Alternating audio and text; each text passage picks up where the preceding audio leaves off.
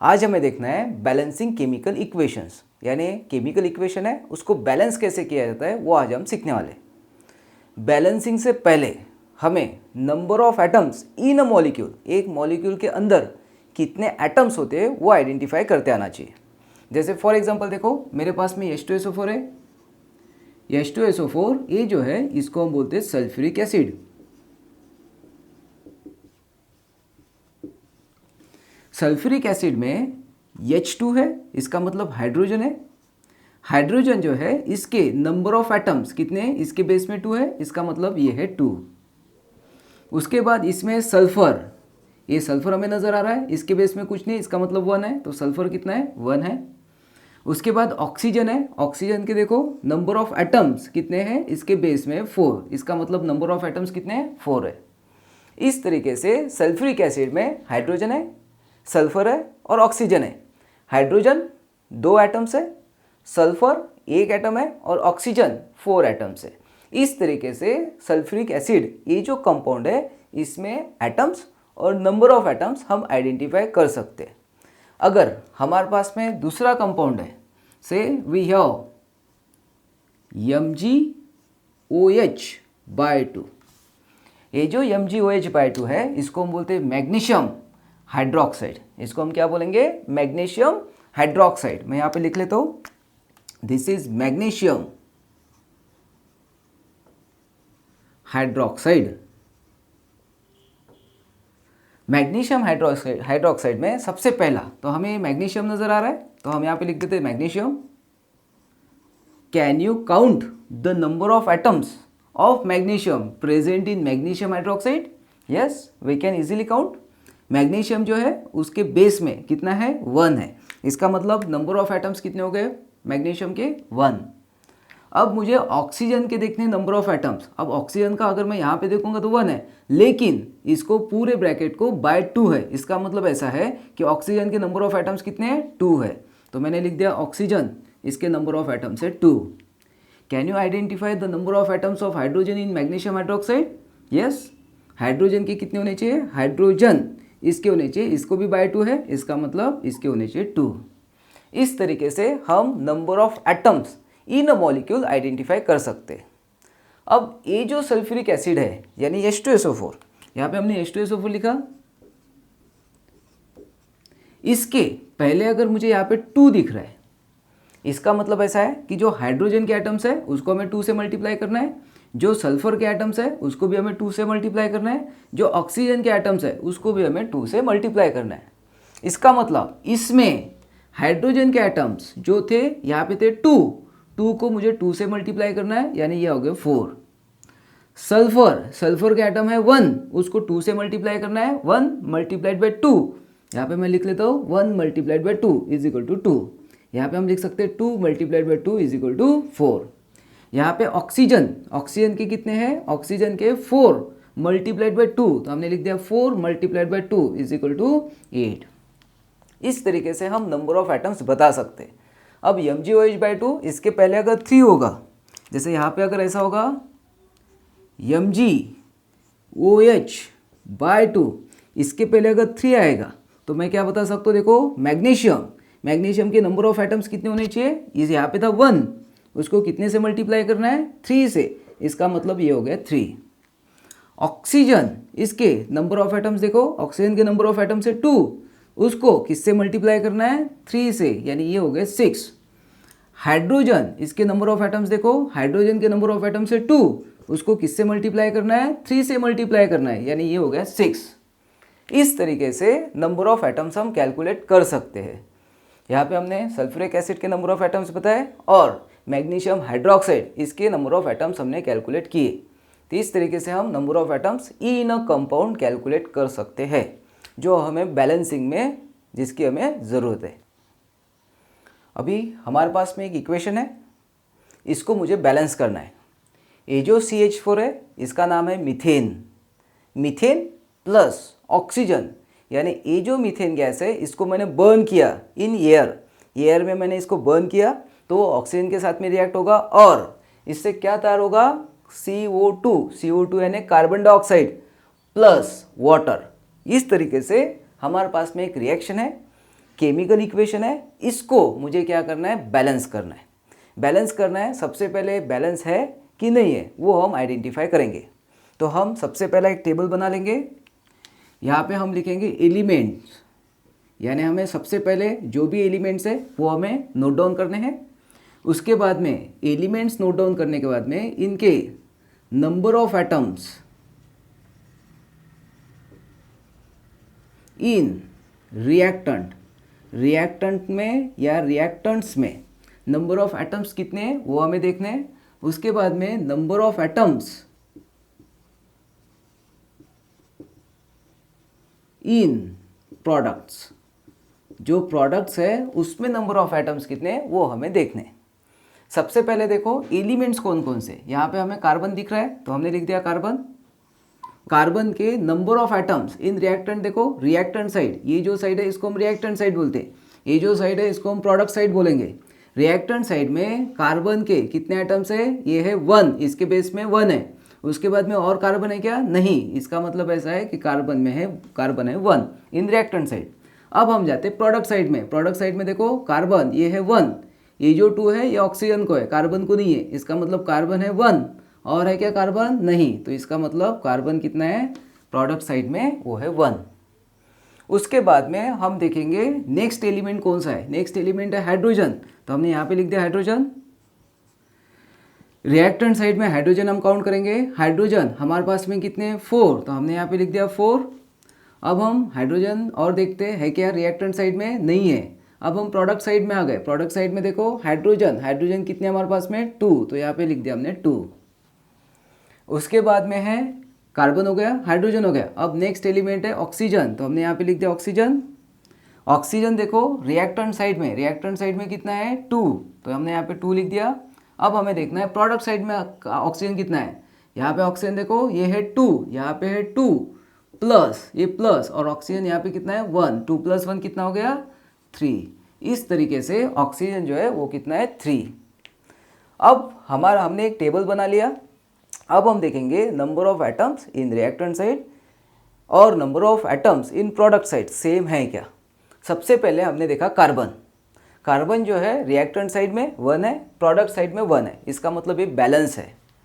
उसके बाद में हमने देखा हाइड्रोजन रिएक्टेंट साइड में 4 और प्रोडक्ट साइड में कितना है 2, इसका मतलब ये अनबैलेंस है, इसको हमें बैलेंस करना ज़रूरी है।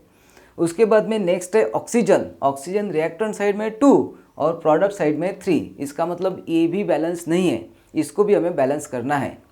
अब बैलेंसिंग करते वक्त हमें दोनों में से कोई तो एक पहले स्टार्ट करना पड़ेगा। एक तो हाइड्रोजन का हम बैलेंसिंग पहले कर सकते या ऑक्सीजन का पहले कर सकते। तो यूजुअली ध्यान में रखना, मैं बोल रहा हूँ यूजुअली, यानी ज़्यादा तो टाइम क्या होता है, ज़्यादा तो टाइम हम वैसा एलिमेंट सिलेक्ट करते हैं जिसके नंबर ऑफ एटम सबसे ज़्यादा हो। यहाँ पे हाइड्रोजन के नंबर ऑफ एटम सबसे ज़्यादा है 4, बाकी सबके नंबर ऑफ एटम्स कम है। इसका मतलब ऐसा है कि हम किससे स्टार्ट करेंगे, हाइड्रोजन से स्टार्ट करेंगे। हाइड्रोजन का सबसे पहले बैलेंसिंग करेंगे और उसके बाद में हम ऑक्सीजन का बैलेंसिंग करेंगे। बैलेंसिंग करने से पहले ये जो इक्वेशन है इसको हर जो कंपाउंड है या एलिमेंट है उसको हमें बॉक्स करना है। अब हम क्या करेंगे, देखो सबसे पहले बैलेंसिंग करने से पहले हमारे पास में जो इक्वेशन है हमने यहाँ पे लिख दिया, देखो CH4 प्लस यहाँ पे हमारे पास में O2 gives CO2 plus H2O। इस तरीके से मैंने क्या किया, एक इक्वेशन लिख दिया। अब इस इक्वेशन में देखो सबसे पहले हमें क्या करना है, इसको बॉक्स करना है। मैंने इसको बॉक्स बना दिया, इसको बॉक्स बना दिया, इसको बॉक्स बना दिया और इसको बॉक्स बना दिया। हमने इसको बॉक्स क्यों बनाया, बॉक्स इसलिए बनाया कि ये जो कंपाउंड है इसको हम चेंज नहीं कर सकते। जो भी हमें नंबर लिखना है वो सिर्फ हमें पहले लिखना है और हम कहीं पे नहीं लिख सकते। अगर हमें नंबर लिखना है तो वो हम यहाँ पे लिखेंगे, अगर इसमें नंबर लिखना है तो वो मैं यहाँ पे लिखूँगा, इसमें अगर नंबर लिखना है तो मैं यहाँ पे लिखूँगा और इसमें अगर मुझे नंबर लिखना है तो मैं यहाँ पे लिखूँगा। इसके अलावा मैं कंपाउंड को चेंज नहीं कर सकता। यानी अगर मुझे हाइड्रोजन अगर चेंज करना है तो मैं इसको इरेज करके यहाँ पे 4 नहीं लिख सकता, इनको मैं चेंज नहीं कर सकता। मुझे जो नंबर लिखने हैं मुझे इनके बाहर लिखने हैं। अब सबसे पहला देखो मुझे हाइड्रोजन बैलेंस करना था। हाइड्रोजन इधर है 4 और इधर कितना है 2 है। अगर मैंने यहाँ पे अगर 2 लिख दिया तो ये हो जाएगा 2 2 जा 4, तो इधर भी 4 हो जाते हैं और हाइड्रोजन इधर भी 4 हो जाता है। इसका मतलब ऐसा है कि हाइड्रोजन बैलेंस हो सकता है। तो मैंने क्या किया, यहाँ पे 2 लिख दिया।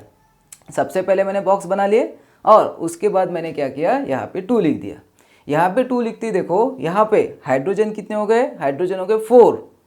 इधर हाइड्रोजन हम देखेंगे तो इधर हाइड्रोजन हो गए 2 2 जा 4, तो यहाँ पे भी 4 हो गए और यहाँ पे भी 4 हो गए। इसका मतलब हमने क्या किया, हाइड्रोजन को बैलेंस किया। तो हम यहाँ पे हेडिंग दे देंगे बैलेंसिंग।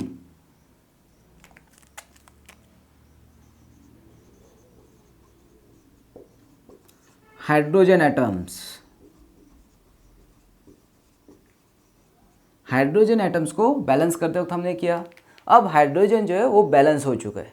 अब हम क्या करेंगे, इसका फिर से टेबल निकाल लेंगे और देखेंगे और कौन सा बैलेंस होना बचा है। अब हमने क्या किया, फिर से टेबल निकाला।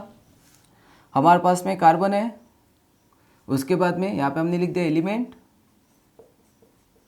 एलिमेंट्स। उसके बाद में हमने लिखा number of atoms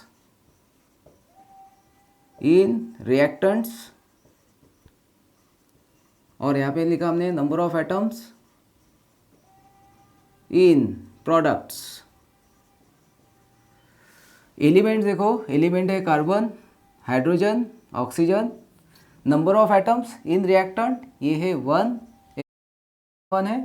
carbon product में 1 है। हाइड्रोजन देखो, हाइड्रोजन रिएक्टेंट में है 4, प्रोडक्ट में देखो 2 2 जा 4, यानी हम यहाँ पे लिख सकते हैं ये भी 4 है और ये भी 4 है। अब हम देखेंगे ऑक्सीजन, ऑक्सीजन इधर है 2 और यहाँ पे देखो कितना है, ये हो गया 2 और यहाँ पे 2 + 2, तो ये हो गया 4। इसका मतलब ऑक्सीजन रिएक्टेंट साइड में 2 है लेकिन प्रोडक्ट साइड में कितना है, 4 है। अब हमें क्या करना है, फिर से वो इक्वेशन लिख लेंगे हम। यहाँ पे जो है, यहाँ पे है CH4 प्लस यहाँ पे है O2 gives CO2 plus H2O। इसके पहले हमने 2 लिखा हुआ है। तो मुझे क्या करना है, इसमें मुझे बैलेंस करना है। किसको बैलेंस करना है, बैलेंसिंग ऑक्सीजन एटम्स। मुझे किसको बैलेंस करना है, ऑक्सीजन एटम को बैलेंस करना है। सेम प्रोसीजर हम फॉलो कर सकते हैं। हमने क्या किया, इसको एक बॉक्स कर दिया, उसके बाद इसको एक बॉक्स कर दिया, उसके बाद इसको एक बॉक्स कर दिया, और ये हमारे पास में एक बॉक्स था जिससे पहले हमने क्या किया था, 2 लिखा था। अब हम क्या कर सकते हैं, ये जो बॉक्स है उससे पहले हम कुछ नंबर लिख सकते हैं। हमने देखा ऑक्सीजन के number of atoms in reactant वो है 2 और number of atoms of oxygen in product are 4। तो इसको अगर मैं 2 से मल्टीप्लाई करूंगा तो ये हो जाता है 2 2 जा 4। इसका मतलब मुझे क्या करना पड़ेगा, ये जो ऑक्सीजन है इससे पहले मुझे 2 लिखना पड़ेगा। 2 लिखने के बाद में अब अगर मैं ऑक्सीजन देखूंगा तो ऑक्सीजन हो गए 4 और इधर ऑक्सीजन हो गए 2 + 2, ये हो गए 4। इसका मतलब ऑक्सीजन जो है वो हो गया बैलेंस। तो हम फाइनल टेबल बना लेते। हमारे पास में एलिमेंट है, फाइनल टेबल में हम देख लेंगे कि हमारे number of atoms in reactant और number of atoms in product equal है क्या। तो यहाँ पे लिख दिया हमने number of atoms in reactant और रिएक्टेंट्स और number of atoms in products ये इक्वल है क्या। अब एलिमेंट्स देखो है कार्बन, कार्बन देखो number of atoms in reactant ये है 1 और है क्या, नहीं, तो यहाँ पे लिख दिया हमने 1। प्रोडक्ट साइड में कार्बन देखो ये है 1 और है क्या, नहीं, तो ये हो गया 1। अब हम देखेंगे हाइड्रोजन एटम्स कितने हैं, hydrogen number of atoms in reactant ये है 4, तो यहाँ पे लिख दिया हमने 4। Number of atoms in reactant hydrogen है क्या और नहीं। प्रोडक्ट में देखो number of atoms of hydrogen यहाँ पे 2 2 जा 4, यानी ये हो गया 4। अब हम देखेंगे oxygen, oxygen number of atoms in reactant side देखो ये है 2 2 जा 4, तो हमने लिख दिया ऑक्सीजन, यहाँ पे लिख दिया 4। और प्रोडक्ट साइड में देखो ये है 2, यहाँ पे लिख दिया मैंने 2 प्लस ये है 2, तो 2 + 2 कितने हो गए, 4। इसका मतलब ऐसा है कि number of atoms in reactant side is equal to the number of atoms in product side, सबके इक्वल है। इसका मतलब अब ये जो रिएक्शन हो गई ये होगी बैलेंस केमिकल इक्वेशन। तो सबसे लास्ट में लिखना बैलेंस केमिकल इक्वेशन इज, और उसके बाद में इक्वेशन लिख देना। इस तरीके से हम किसी भी इक्वेशन को बैलेंस कर सकते हैं। यानी लास्ट में आप लिखोगे बैलेंस केमिकल इक्वेशन इज, हमारे पास में CH4 plus twice O2 gives CO2 plus twice H2O। इस तरीके से हम बैलेंस केमिकल इक्वेशन लिख सकते हैं।